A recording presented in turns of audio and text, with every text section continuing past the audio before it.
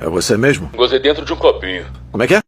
O mangá de Boku no Hero finalmente chegou no seu fim, e as opiniões foram muito divididas. Alguns gostaram e outros detestaram pra cacete. Mas foda-se o que os outros acham, porque agora eu vou dizer o que eu achei desse final. Que, diga-se de passagem, eu achei muito melhor que o de Kimetsu no Yaiba. Mas vamos logo cobrir o final desse mangá que eu estive acompanhando por longos 4 anos. Após a Segunda Guerra dos Heróis contra os vilões, e também o plano do Deku ter falhado, o que resultou na morte do Shigaraki, porque ele queria salvar o cara, não sei porquê.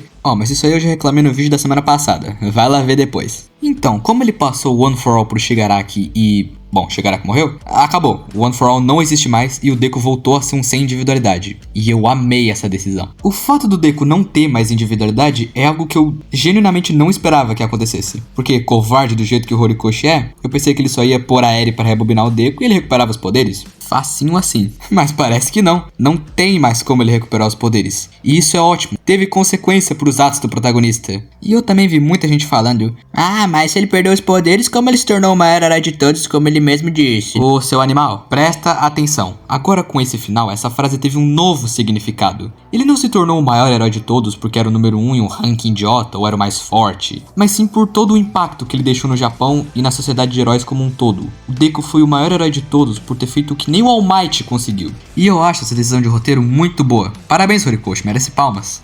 Uau! Continuando, após a batalha final, muita gente teve que ser hospitalizada. Por exemplo, o Bakugou, que era pra ter morrido sim. O coração dele literalmente explodiu. Eu não me conformo até agora que ele tá vivo. E como o Bakugou é um teimoso do caralho, ele sai do quarto dele e escuta um pouco da conversa do Deku com o All Might e descobre que o Deku vai perder o One for All. E o Bakugou chora ao saber disso. Isso é desenvolvimento de personagem, meu amigo. Enfim, após uns meses se passando e todo mundo recebendo alta do hospital, chegamos a um epílogo. E agora eu vou falar mal, porque que desgraça foi essa que fizeram com o cabelo do Deku? Amigão, se tu me falar que isso tá bonito, me desculpa, mas você é maluco. Tantos cortes, tantos estilos possíveis de cabelo, e o Correio me faz isso! E o pior é que eu gostei do conceito. O Deku combina com o side cut, só que nesse ele parece o Butters. Não entendo futebol americano, não presto pra esse esporte. Isso não é verdade, você não presta pra nada. É verdade. O Eric disse que sou tão imprestável que eu deveria me matar. Chegando no fim do ano letivo, porque sim, Boku no Hero inteiro acontece em tipo 1 ano e meio. Outra coisa que eu não me conformo. Mas tá um clima de comemoração. Afinal, o Shigaraki foi derrotado e os alunos do terceirão estão se formando. E puta que pariu, a formatura deles parece um evento que tá acontecendo no Maracanã. Mas retirem os seus sorrisos porque o Aoyama vai sair da UA. Porque eu não sei se vocês lembram, mas ele era o traidorzinho de merda da escola desde a primeira temporada. E quem vai entrar na classe A é o nosso querido filho do Aiza... quer dizer, Shinzo. De novo, eu adorei que trouxeram consequências e o Aoyama foi embora. Assim, eu preferia que o Mineta tivesse saído. Sim, mas fazer o que, né? Não fui eu que fiz o mangá. Mas esse epílogo não é só festança. Ainda faltam algumas coisas. Temos alguns arcos a serem resolvidos. E um deles é o Dabi. E o coitado tá num estado horrível, à beira da morte. E ele tá parecendo o Eva 01. Por favor, me fala que eu não fui o único que viu essa semelhança. Mas não é só isso, porque o Endeavor vai se aposentar, já que ele sofreu danos severos e tá praticamente uma múmia cadeirante. E agora que o Endeavor vai se aposentar, ele vai visitar o Dabi todos os dias até ele morrer. E não só o Endeavor, mas todo mundo da família vai. Todo mundo quer conversar com o Dabi pra colocar o papo em dia, dando um fim digno pro melhor personagem desse mangá. E eu amei o destino do Dabi. Vilões geralmente morrem em finais de shounens, mas aqui ele continua vivo, pelo menos por enquanto, pra resolver todas as questões pendentes com a família dele. E isso é extremamente consistente com o personagem. O Dabi não tinha nenhum objetivo nobre, alguma causa que ele lutava, nada. Ele só queria a atenção do Endeavor, e agora seu objetivo foi concluído. Não do jeito que ele esperava, mas foi concluído. A gente também tem uma pequena conversa da Lady Nagant com o Hawks. Sim, pra quem achava que ela tinha morrido, não, ela tá vivinha da Silva e presa por ser uma traidora. E mesmo que ela já possa sair da prisão, ela quer ficar lá por mais um tempinho, por não estar pronta pra voltar pro mundo. E ela prefere ver o que os esforços do Midoriya resultaram. E já já vocês vão ver. Agora vamos ver o que aconteceu com o lagartão Spinner.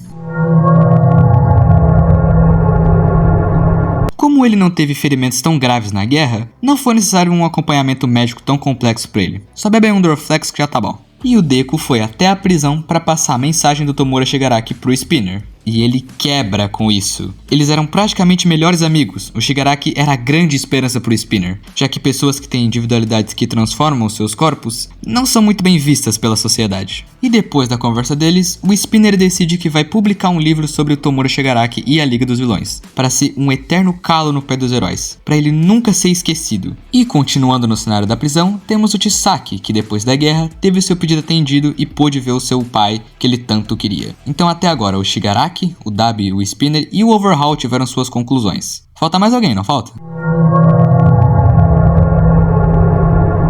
O capítulo se passa e óbvio que depois de uma puta atuação na guerra, os alunos da 2A estão fodasticamente famosos na escola, com vários alunos tendo ficado inspirados nas ações deles e tudo mais. E guerra que é guerra, teve destruição pra cacete, todo mundo se mobilizou pra ajudar na reconstrução da cidade. E... o quê? O quê? O Edgeshot não morreu? Ele literalmente disse que se tornaria o coração do Bakugou. Ou ele ia morrer, ou o coração do Bakugou teria vida própria e ficaria falando. Puta merda, que mangá covarde. Nem pra matar um herói secundário que ninguém se importa eles mataram. Porra, Horikoshi!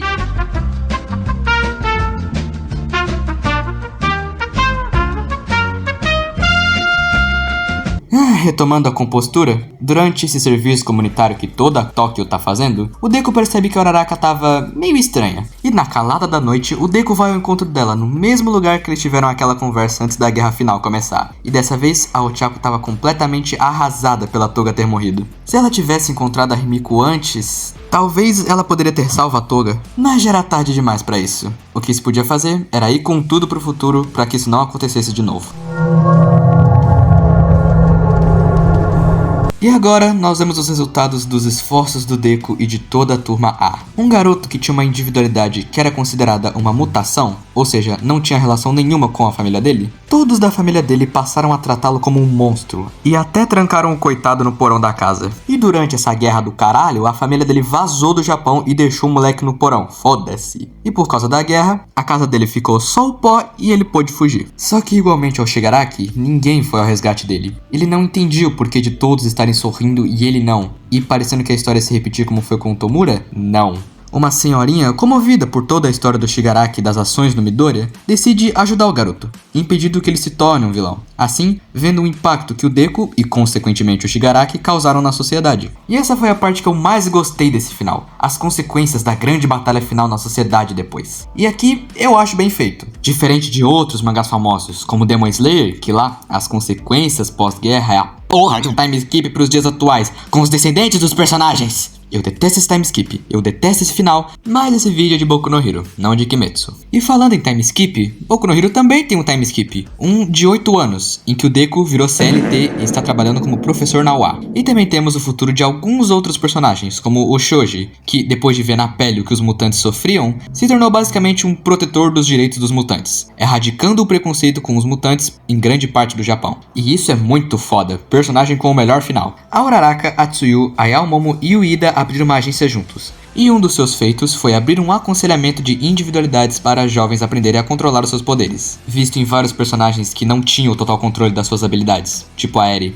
O Bakugou continua sendo Bakugou e só caindo mais no ranking. Parece que o 7 minutos estava errado. O Todoroki também se tornou um herói bastante popular. Mesmo que ele não leve muito jeito pra falar com pessoas, trata todos os seus fãs com bastante carinho. Já tá fazendo melhor que alguns famosos por aí. E ninguém mais se refere a ele como o filho do Endeavor. Isso é algo muito importante pro personagem que é filho de um dos heróis mais famosos do Japão. O Deku, após ser questionado, admite que se sente solitário, mas mesmo sem individualidade, ele pode continuar sendo uma fonte de inspiração pros outros, passando sua experiência, por exemplo. E voltando pra casa, o Izuku se encontra com esse molequinho aí, que pergunta se com a individualidade dele, ele também poderia ser um herói. E aqui, com esse maldito callback, eu já tava chorando que nem um bebê. Sim, eu chorei lendo o fim de Boku no Hero, tá? Pode me processar. E no fim definitivo, o All Might e todos os amigos do Deku se juntaram e racharam o uniforme pra ele, e assim reunindo toda a turma uma última vez. Podem me apedrejar, mas eu gostei desse final, tá? Eu achei ele satisfatório. Como eu já disse, a minha parte favorita dele é todo o impacto que a luta final teve na sociedade. O Midoriya e o Shigaraki afetaram o mundo todo, cada um do seu próprio jeito. E eu também amei o destino que cada vilão teve. O Shigaraki, o All For One, o Dabi, a Toga, o Spinner, o Overhaul e a Lady Nagant. Cada um deles tiveram finais extremamente satisfatórios e condizentes com os personagens. E é bem difícil fazer isso quando uma obra é grande. Olha Attack on Titan. O Eren do último capítulo nem parece o Eren do mangá inteiro. E a gente também tem um vislumbre da era adolescente estudando na UA. Foi só um painel, mas eu achei muito fofo. Mas eu tô ligado que esse final não agradou muitas pessoas. E se você for dar os seus pontos do porquê você não gostou, por favor, só seja respeitoso. Não faz comentários tipo esse, tá? Você só vai passar vergonha. E assim, My Hero Academia chegou ao fim após 10 anos sendo publicado. E o anime também tá chegando na reta final. Vamos ver como é que vai ficar animado. Mas é isso, eu vou ficando por aqui e até o próximo vídeo.